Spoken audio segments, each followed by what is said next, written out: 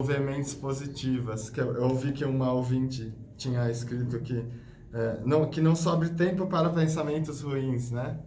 A meditação é exatamente isso, né? É quando você coloca a sua mente para não sobrar tempo para pensamentos ruins, né? Então a gente vai tentar fazer nossa mente se familiarizar com sentimentos positivos, né? Como amor, compaixão, sabedoria, tolerância, né? Paciência. Então, a meditação ela serve para a gente familiarizar a nossa mente com essas mentes positivas, né? Com essas virtudes, né? Com essas boas qualidades. Então, o budismo, ninguém precisa ser budista para se beneficiar dos ensinamentos de Buda, né? Você pode ser um católico, você pode ser um evangélico, você pode ser um candomblessista e se beneficiar dos ensinamentos, né? Porque o ensinamento do Buda ele não vai te exigir fé, crença. Ele vai te exigir um coração aberto para você aprender, né? Porque o budismo é aprender a lidar com as pessoas, aprender a lidar com a gente mesmo, né? Então você pode ser um católico, você pode ter qualquer religião e se beneficiar dos ensinamentos de Buda, né? Rafael, hoje no início do programa, inclusive, a gente falava aqui, foi citada uma frase aqui por um dos nossos ouvintes, não me lembro agora o nome dele, mas ele colocou uma frase interessante aqui, que o navio, ele não afunda com a água que fica fora dele, mas com a água que fica dentro. Sim, Quando a água dentro ficar turbulenta, a água dentro do navio, ele vai para o fundo. Exatamente. E essa meditação que é feita através do budismo, né? Podemos dizer que o budismo é uma filosofia, uma doutrina religiosa. É um estilo de vida, na verdade. É um estilo de vida. O budismo é um estilo de vida. É um estilo de vida, né? Essa meditação, ela faz isso, ela faz com que a gente tire aquela água suja, turbulenta que está dentro de nós, é isso? Essa analogia é perfeita, o budismo é exatamente isso, né? É você tirar essa água que está turbulenta dentro de você para que seu navio consiga navegar com mais tranquilidade, né? E a meditação é exatamente isso, né? É um treino onde você vai tirando da sua mente, né? Do seu eu, da sua alma, da sua essência, essas mentes que fazem a gente tomar decisões não tão corretas, como as mentes de raiva, né? Quando a gente está com raiva, a gente não consegue fazer as coisas de uma forma correta, né? Quando a gente está frustrado, né? Então, a meditação ela vai trabalhar para que a gente se conheça e, através desse autoconhecimento, a gente consegue ver as coisas de uma outra forma, né? E a partir do momento que você consegue ver as coisas de uma outra forma, você consegue lidar melhor com as coisas, né? Você consegue fazer um minuto de paz, um dia de paz, uma semana de paz, e aos poucos você consegue ter, né, uma vida tranquila, uma vida em paz, né? Uma vida onde você está bem com você e está bem com os outros, né? Porque os outros também são muito importantes, né? Não adianta você ficar só de bem com você e o restante tá ruim, né? O grande problema do ser humano hoje, eu não sei se você acompanha isso, você deve acompanhar logicamente isso. Sim. Ele está nessa questão do material. O ser humano está muito apegado Sim. às coisas materiais e aí ele acaba se perdendo, esquecendo dele mesmo. Sim. Ele fica preocupado com tudo que está em volta e esquece dele mesmo. Exatamente. A tecnologia trouxe muitos avanços, né? Muita coisa boa, mas ao mesmo tempo ela fez com que a pessoa perdesse a noção de humanidade e começasse a se apegar nas coisas como se aquilo fosse causa de felicidade, né? Por exemplo, um carro, né? Não estou dizendo aqui que tem problema ter um carro. Você pode ter o melhor carro, você pode desfrutar do melhor carro. O problema é o tipo de apego que a gente gera com relação a isso, né? Porque a característica das coisas não é ser permanente, né? Tudo que começa, acaba. Isso é um dos ensinamentos principais do Buda, né? Que chama impermanência, né? Então, se você se apega a alguma coisa e sabendo que as coisas terminam, as coisas se acabam, isso gera sofrimento, frustração, ansiedade, né? Então, a meditação vai trabalhar a sua mente para que você consiga diminuir esse apego, né? Para você conseguir, se caso um dia você tiver que se separar dessa coisa, você não sofra tanto, né? né? E você também não colocar a sua expectativa de felicidade numa coisa material. A gente tem que perceber que a felicidade é um estado interior, né?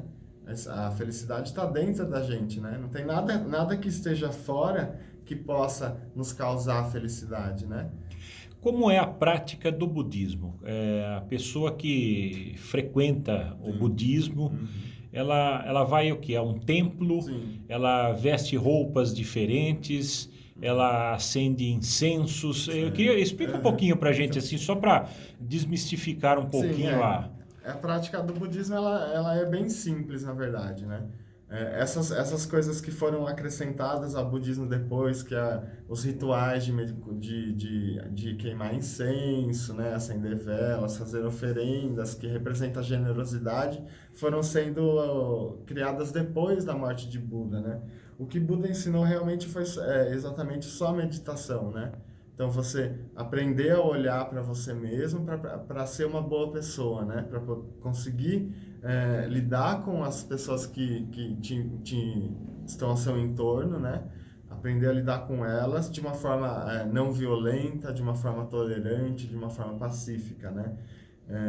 Então, esses rituais foram se desenvolvendo aos poucos, né? Então, a pessoa que se torna budista, ela se sente à vontade de sentar na frente de um altar budista e acender o seu incenso, né?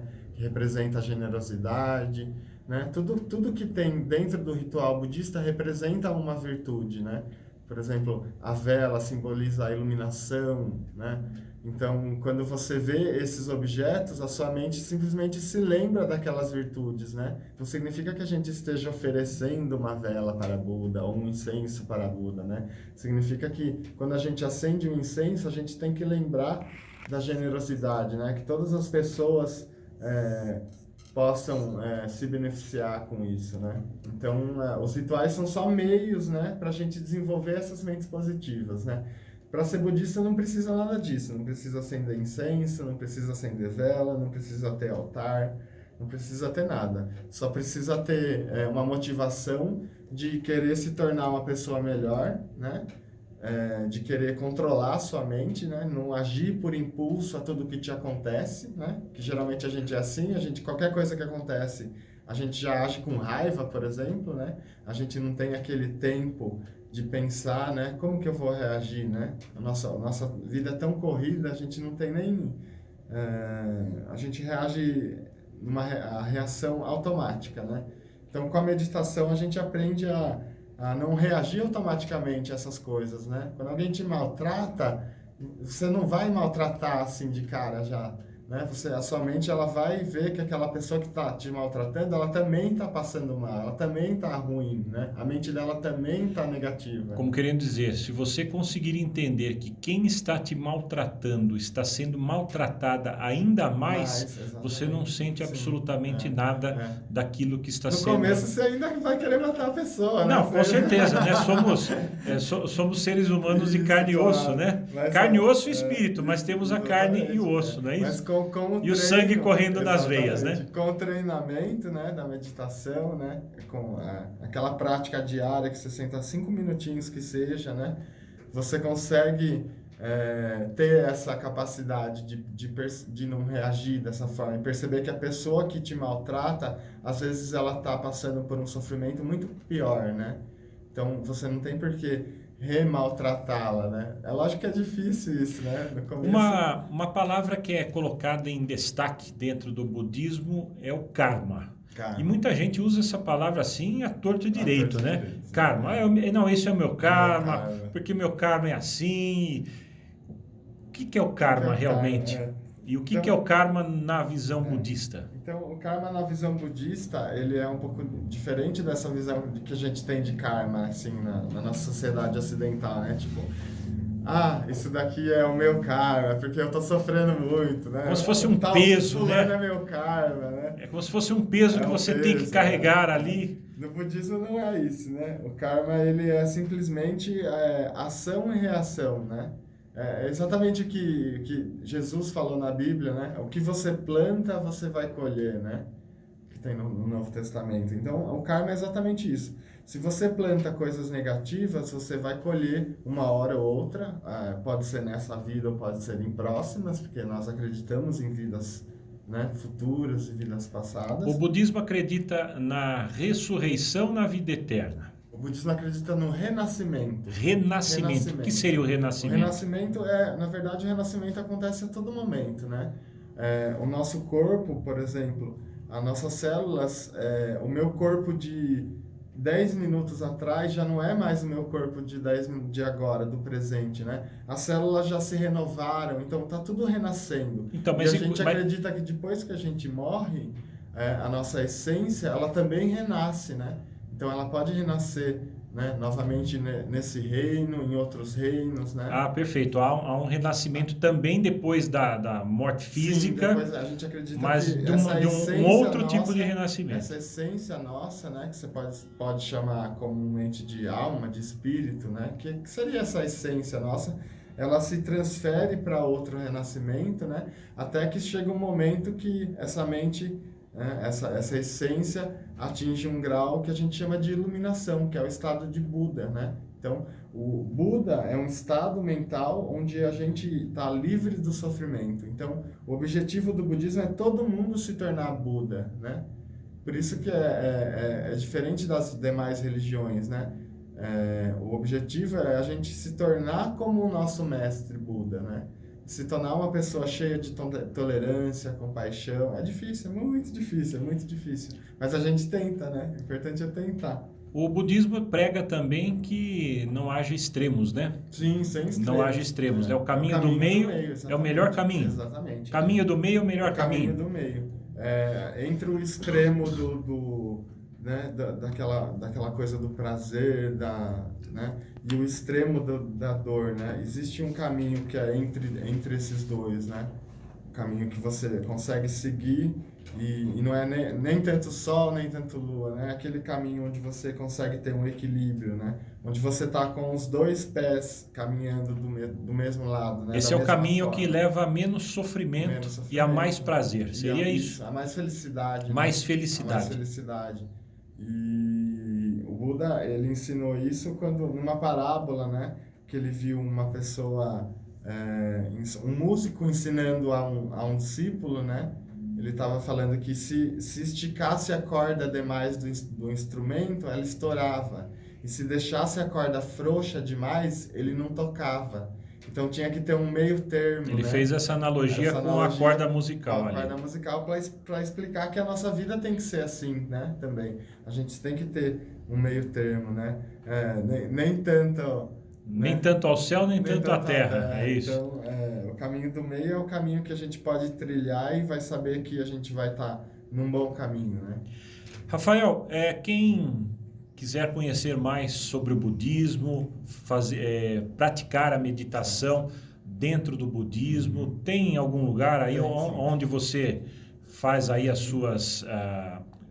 Como é que eu posso dizer? São práticas, as suas práticas, as suas aulas, é isso? São práticas, aulas? Sim, são aulas práticas. Aqui em Jundiaí, a gente tem as terças-feiras, né? Hoje mesmo, por exemplo, vai ter. Fica no Espaço Gayatri, que é um estúdio de yoga que tem ali no Vianello, que é da professora Marília, que é uma querida, nossa amiga. Então lá temos as aulas todas as terças-feiras, às 8h15. Onde fica o Espaço Gayatri? No Vianello. Então são aulas de mais ou menos 45 minutos de prática de meditação, onde são passadas as técnicas, né, e os ensinamentos também. Então essas aulas acontecem regularmente aqui em Jundiaí. E fora isso, nós temos retiros que nós fazemos. Tem uma chácara em Campo Limpo que é especial para retiro, né? Quando a gente quer sair um pouco da loucura da cidade, a gente vai lá, passa um dia lá nessa chácara preparada para meditação. É como se fosse um centro budista mesmo, né? Então tem um espaço, é um lugar bem tranquilo. E aqui no centro urbano mesmo, no Gayatri, às terças-feiras, às 20h15, tem essas aulas lá. Qualquer pessoa pode praticar a meditação? Pode praticar qualquer meditação, idade, criança também, pessoas idosas? Idosos, crianças, qualquer tipo de pessoa, porque ela produz tanto benefícios mentais quanto benefícios físicos também, né? Ela diminui nossa ansiedade, diminui nosso estresse, né?